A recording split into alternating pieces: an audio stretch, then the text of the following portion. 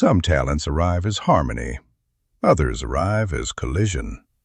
Two forces inside one person, pulling in opposite directions until something extraordinary forms in the middle. This tension has a name: gift polarity. It describes when the traits that cause struggle also generate genius.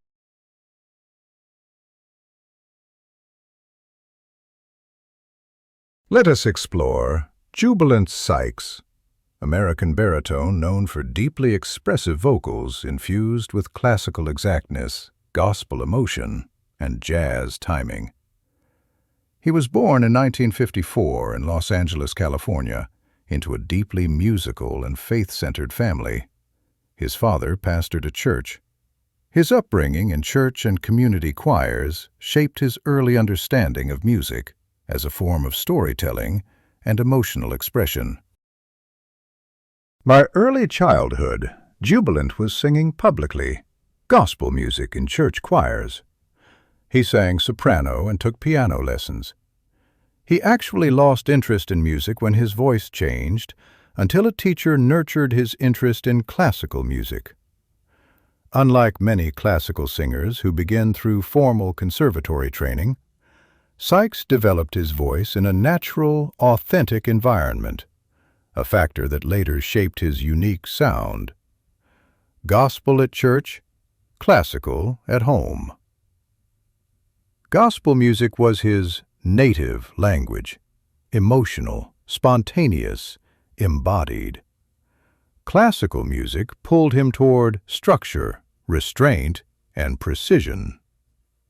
Two musical worlds, two cultural grammars, both inside one developing nervous system inside Jubilant. This describes the polarity of improvisation and discipline.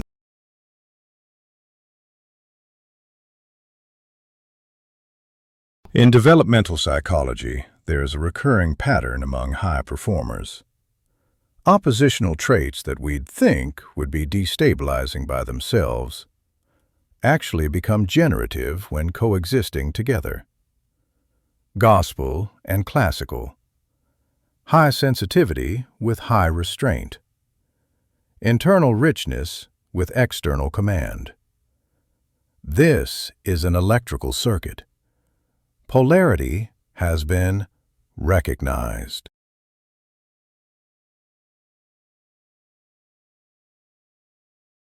But polarity alone isn't enough. For talent to externalize, it needs an affirming witness. A stable environment that says, "We see you. Atta boy, atta girl. Woohoo!" Think of people around you, a grandparent, sibling, neighbor, teacher, community person, that saw you plainly and accepted you fully. Maybe it was a parent, maybe not. Come on now, somebody had your back.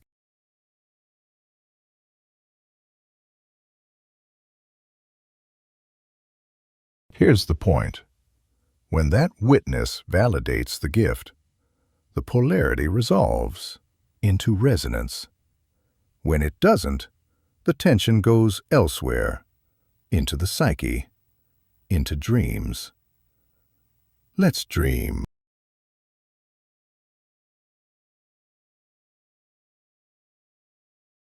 In the dream, the dreamer stands in a hall, built from contradictions, part cathedral, part auditorium. At the center floats a microphone, at heart height. No stand, no wires. The dreamer approaches, then the audience appears, into her line of sight. To her left, faces in warm tones, supportive, encouraging, the ones who believe in her before she gave proof. To her right, sharper figures. They feel quiet, evaluative. These are the ones who require demonstration. She must prove everything to get anything. So before her are two audiences, two emotional climates, two versions of the same self. She steps toward the center. She can feel warm on one side and the tingle of cold on the other. Two voices emerge, one soft, one strong. They are parallel, unblended. She reaches for the microphone. Her tones are deliberate, melodious. Collaborations. Vibrates. The audience blurs into one view as her voice fills the space. Unified, not flawless, but true. The microphone dims. The dream ends. The dream's message does not.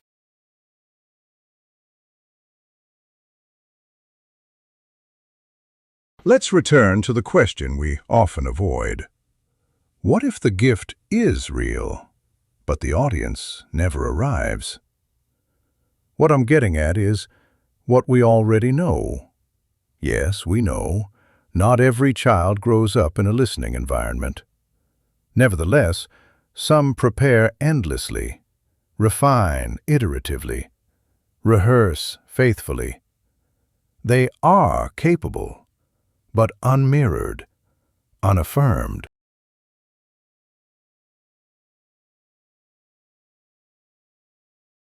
What happens then? Well, the psyche adapts. Outward expression becomes conditional. Talent goes underground. Dreams, the internal, replace stages, the external life. For the renowned Jubilant Sykes, his polarity fused, and did so richly because enough of his environment responded. Before the age of 10, Sykes sang publicly in church. This local safe space provided a congregational response: attention, silence, affirmation. The formative message within was, his sound produced meaning. That was a green light for him to continue. By his teen years, the repetition told his developing nervous system that his consistent merging of gospel sensitivity and classical control was safe. He learned to trust the vulnerability of that merged expression, not being forced to abandon either. That permission, that acceptance, prevented identity erasure.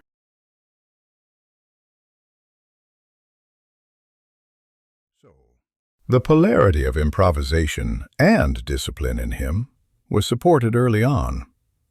So as he grew, it weaved together, braided, interwoven, masterfully. In 1990, about a decade after graduating college, he landed a role in Porgy and Bess. Then came more: Minnesota Orchestra, Metropolitan Opera, the Kennedy Center, Carnegie Hall.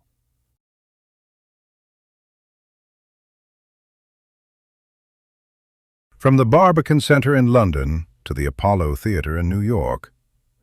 His discography includes at least 2 albums, plus being featured in many. A Grammy Award nomination in 2009. We can go on with his remarkableness. It is the message of his life that is so critical, as with others across disciplines and professions. The message is this: his sensitivity didn't remain internal. It was mirrored back. It was witnessed. It was affirmed. That mirroring is a feedback loop that stabilizes polarity instead of fragmenting it. So Jubilant did not escape polarity. He lived inside it, and inside social structures that listened. That difference influenced his trajectory. His path confirms the concept: talent needs to be affirmed. This is how some gifts get expressed publicly, while others remain internal. Complex, elegant, yet unseen. This does not negate the gift, for the psyche remembers what it was capable of becoming.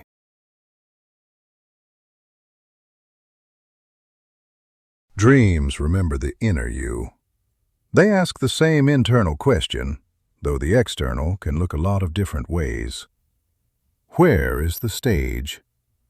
As we celebrate Jubilant Sykes as an exemplar, we are reminded our gifts make room for us.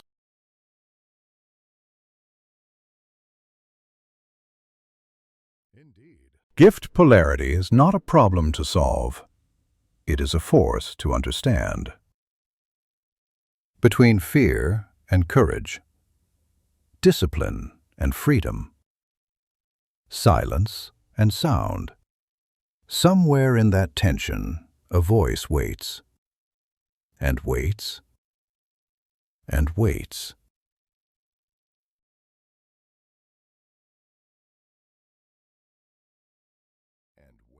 Sometimes, the first act of creation is not being heard by others, but allowing yourself to keep the door open long enough for the sound to continue.